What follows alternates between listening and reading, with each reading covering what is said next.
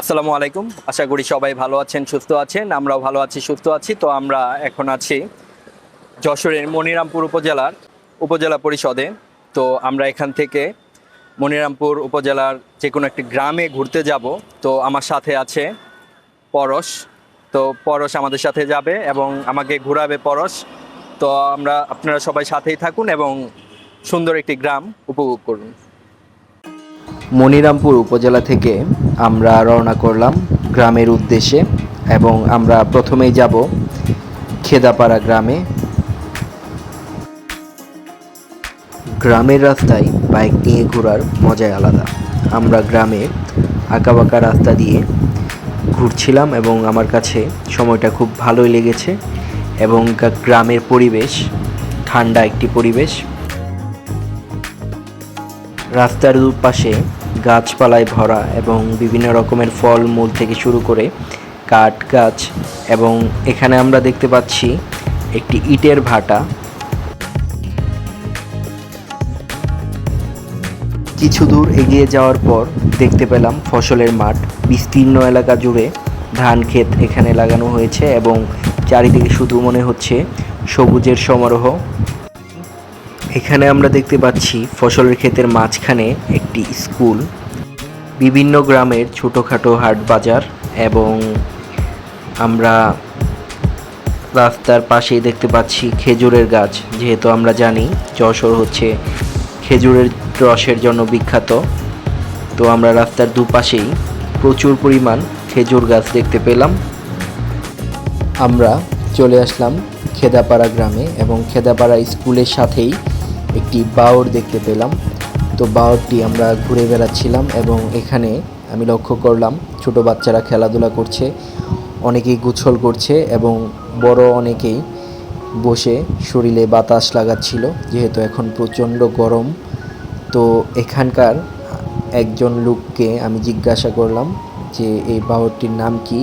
জিজ্ঞাসার পর আমি ওনার কাছ থেকে জানতে পারলাম এই বাওড়টির নাম হচ্ছে খেদাপাড়া বাওড়।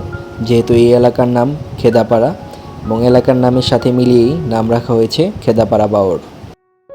তো এখানে পানির সময় মনে আরো অনেক বেশি পানি হয়, একবারে ওই উপর পর্যন্ত পানি উঠে পড়ে।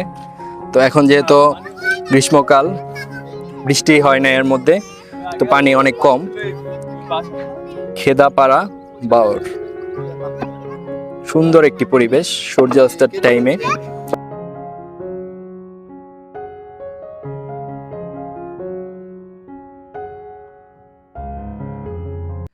আমরা এখন আছি একটা বাওড়ের সামনে এবং এই বাওড়টা আমরা চাচ্ছিলাম যে নৌকা নিয়ে পার হব, কিন্তু এখানে পারাপারের মতো ওইরকম নৌকা নেই।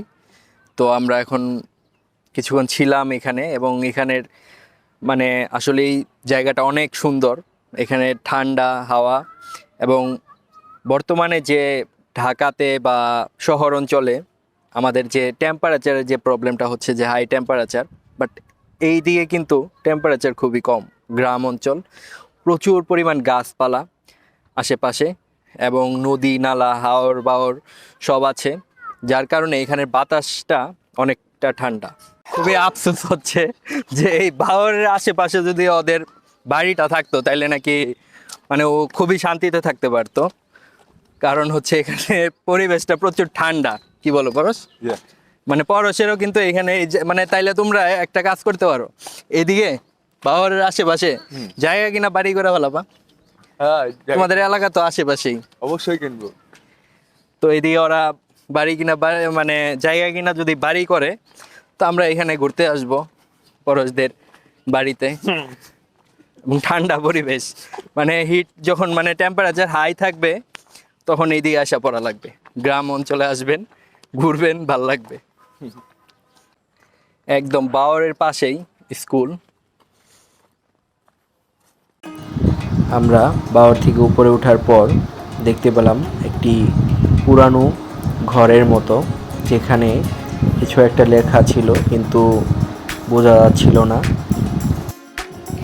খেদাপাড়া হচ্ছে যশোরের মনিরামপুর উপজেলার একটি ইউনিয়ন এবং আমরা খেদাপাড়া বাজার থেকে আমরা রোহিতার উদ্দেশ্যে রওনা দিলাম।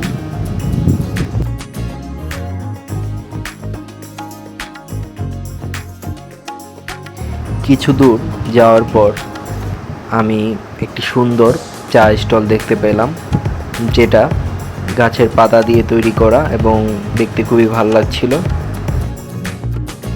এরপর আমরা চলে আসলাম রোহিতা বাজারে। রোহিতা হচ্ছে যশোর জেলার মনিরামপুর উপজেলার একটি ইউনিয়ন।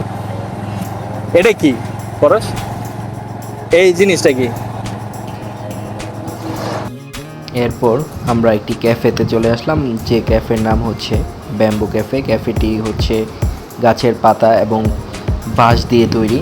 তো এরপর আমরা এখানে লোকজনের সাথে কথা বললাম এবং এখানে পরশ জিজ্ঞাসা ছিল যে এখানে কেউ ঘুমায় নাকি।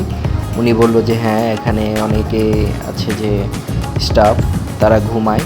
এবং আমরা ব্যাম্বু ক্যাফেটি ঘুরে দেখলাম এবং আমার কাছে খুবই ভালো লাগলো এবং উপরে বসার জায়গা আছে। আমি ব্যাম্বু ক্যাফেটি ভালোভাবে ঘুরে দেখলাম। এটি অনেক বড় জায়গা নিয়ে করা। এর বাহিরেও কিন্তু বসার মতো প্লেস আছে এবং এখানে বসে আড্ডা দিলে যে কারো মন ভালো হবে, কারণ এই প্লেসটি হচ্ছে একদম ফাঁকা এবং সামনে হচ্ছে ফসলের ক্ষেত। তো এখানে বসেও আমার কাছে খুবই ভালো লাগছিল। তো আমি কিছুক্ষণ বসার পর আবার ভেতরে চলে আসলাম। আমরা এখানে ফালুদা অর্ডার করেছিলাম, তো আমাদের ফালুদা রেডি হয়ে গেল। তো আমরা এখন খেয়ে দেখব কেমন লাগে। তো আমরা আজকের ভিডিওতে বিকালে আমরা ঘোরাঘুরি করলাম পরশকে নিয়ে। পরশ ছোট ভাই আমার, তো খুবই ভালো এবং ভদ্র একটা ছেলে, আমাকে টাইম দিছে অনেকক্ষণ। তো আমরা বিকালে ঘোরাঘুরি করলাম, বাওয়ারে গিয়েছিলাম। এরপর আমরা গ্রামের বিভিন্ন দৃশ্য দেখলাম। তো এই গ্রামের মাঝখানে আমরা এই যে এই ব্যাম্বু ক্যাফেতে আসলাম এবং এই ক্যাফেটা দেখলে এক দেখাতে যে কারো ঢুকতে মন যাবে এই ক্যাফেতে, কারণ আশেপাশে হচ্ছে হলো ফসলের ক্ষেত এবং এর মাঝখানে হচ্ছে এই ক্যাফেটা এবং সব কিছু বাঁশের তৈরি। তো এখানে আসার পর যেহেতু গরমের দিন, আমরা ফালুদা অর্ডার করলাম এবং ফালুদাগুলো হচ্ছে 150 টাকা এবং পরশ অলরেডি খেয়েছে, ওর কাছে খুবই ভালো লাগছে। তো আমি খাইনি, খেয়ে দেখি কেমন লাগে। বিসমিল্লাহ।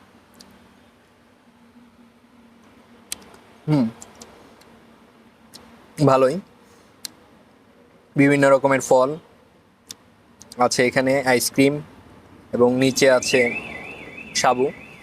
তো আজকের ভিডিও আমি আর লম্বা করব না, ভিডিওটি এখানেই শেষ করব। আর যদি আপনাদের ভিডিওটি ভালো লাগে অবশ্যই লাইক এবং কমেন্টস করবেন এবং ভিডিওটি না টেনে দেখবেন এবং চ্যানেলটি অবশ্যই সাবস্ক্রাইব করবেন। সবাই ভালো থাকবেন, সুস্থ থাকবেন। আল্লাহ হাফিজ।